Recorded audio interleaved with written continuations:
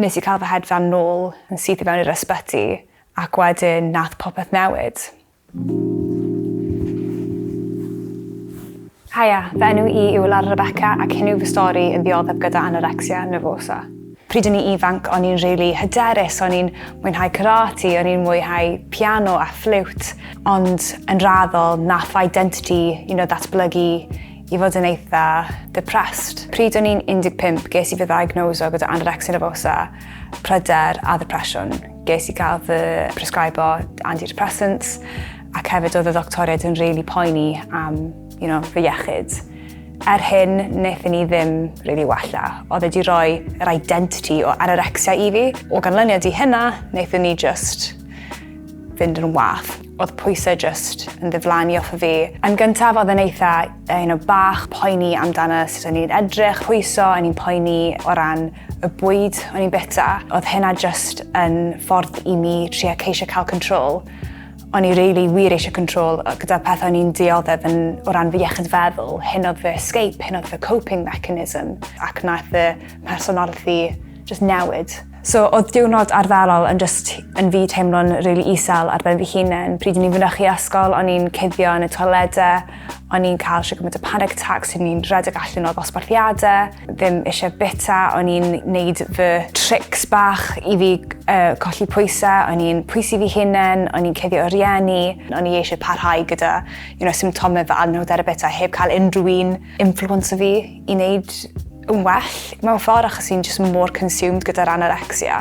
It wasn't Lara, it was anorexia. So o'n I rili unig, o'n I rili isel, ond oedd just yn normal I fi. Oedd e'n haf 2016, nath popeth rili ddod I rock bottom mewn ffordd gallech chi ddeud. O'n I ar gwyliau gyda fy rieni, gwyliau carafan yn Ffrainc a dylodd y fod yn para'n 2 wythnos. Ond erbyn dwi'n credu neu'r ail neu'r trydydd ddiwrnod, oedd pobl wir yn poeni amdano fi. O'n I rili sal, achos oedd pwysau fi di dropo mor syfrdanol. Nes I cael fy hedfan nôl yn syth I fewn i'r ysbyty ac wedyn nath popeth newid. Beth ydych chi'n rili hoff amdani, pryd ydych chi yn yr mindset yw'r control ac nawr mae'r ddoctoriaid yn cymryd draws, mae'r rhieni yn cymryd dros, mae'r nurses eisiau cymryd control. Ydych chi'n nabod mae'r unigolion yma eisiau helpu chi, ydych chi eisiau'r control ac maen nhw'n eisiau cymryd ei ffwrdd ohonych chi. O'n i'n meddwl gallwn ni colli fwy, o'n i'n meddwl gallwn ni wedi parhau gyda fe. Ond yn wir, os o'n I wedi parhau gyda fe, falle byddwn ni ddim fan hyn heddi. O'n i'n 16, nes I cael cymryd allan o'r ysgol achos o'n i'n poeni os byddwn ni'n crwydro o gwmpas yr ysgol byddwn ni'n llosgi gormont o galeria. O'n I gytre, bwyta fwyd, mynd i'r ysbyty, mynd i'r ddoctoriaid, cael visits o'r nurses a they just a repeat. Pwyso, blood pressure, nurses yn dod draw, mwy o bwyd, meal plans.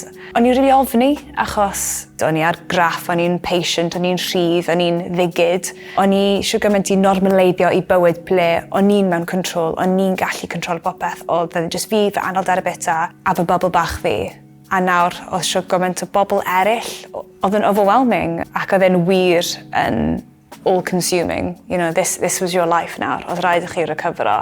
Oedd wedi cymryd misoedd I mi wir ddechrau accepto fe, I mi wir ddechrau adnabod bod hyn yn rhywbeth mor rhaid I fi wneud I fi hunain. Pryd nath y triniaeth dechrau, o'n i'n dal yn really consumed gyda'r anorecsia, o'n i'n dal yn really ffocysu ar yr anorecsia bwyta. Ond yn raddol, ac dwi'n dweud yn raddol, nath y mindset dechrau shifto. Wrth I mi deimlo'n fwy iach, wrth I mi surround fi hunain gyda unigolion oedd y wir yn adnabod fi, oedd y wir yn supporto fi. Nath y mindset dechrau progresu I ffordd o'n i'n gallu dderbyn y support ac o'n i'n motivated. Oedd na dal sialensiau, oedd na dal yn ddiwrnodau pryd o'n i'n dioddef y panic attacks. Dwi dal yn dioddef nhw nawr, ond yn raddol nes I ddatblygu bach o patience, nes I ddatblygu'r bach o'r hyder I mi wir trio byw bywyd. Ges I gael fy dischargio yn 2017 wedyn. O'n I dal ddim 100% wedi recovery. Ond oedd y ddoctoriaid ddigon cyfforddus ac ddigon hyderus o'n I wedi ddatblygu mindset fwy cryf a mindset fwy motivated oedd gallu fi parhau yn allanol. A wnes I. Nawr oedd e'n responsibility fi hunain I barhau gyda'r cyfri, I barhau gyda byw bywyd iach. So nawr oedd e'n opportunity fi gallu dechrau byw bywyd ar gyfer Lara. Dim ar gyfer anorexia, dim ar gyfer depression, dim ar gyfer y salwch iechyd feddwl, ond gyfer fi fy hunain. Oedd gallu ni fwynhau photography, oedd gallu ni fwynhau cerddoriaeth, oedd gallu fwynhau cymryd fy cwn allan am dro a chwarae gyda chwaer. Oedd ddim jyst i fi magu pwysau, oedd fi jyst yn magu motivation i byw bywyd a fwynhau ac progresu mewn y ffordd hynna. So nath pethau gwella yn raddol. Dal oedd y broses ddim yn linear. Dwi eisiau just pwysleisio hynna. Oedd ddim just un ddiwrnod dwi'n codi ac dwi'n recofero. Un beth oedd yn rili bwysig i fi oedd developo bach fwy o respect ar gyfer fy corff ac trwy hynny wnes i ddechrau redeg. Nes i fwynhau y challenge fi hunain. O'n i ddim yn deprifo fy nghorff, o'n i'n celebrate fe. So, tua 9 mis ar ôl i fi cael fy discharge o'r ysbyty, nes i gymryd rhan mewn yr hanner y marathon Caerdydd. O'n i'n fundraiso ac yn codi arian ar gyfer elusen beat, sydd elusen anhwylder y bwyta. Ac oedd y broses hynny mor positif ac mor transformative, achos o'n i'n hapus, o'n i'n dechrau teimlo yn fwy ddiolchgar ac o'n i'n dechrau teimlo wir yn optimistic ar gyfer bywyd. Ac ers hynny, mae pethau jyst i datblygu yn positif. Mae yna dal lan a lawr, mae fe dal yn broses sydd yn testu fi.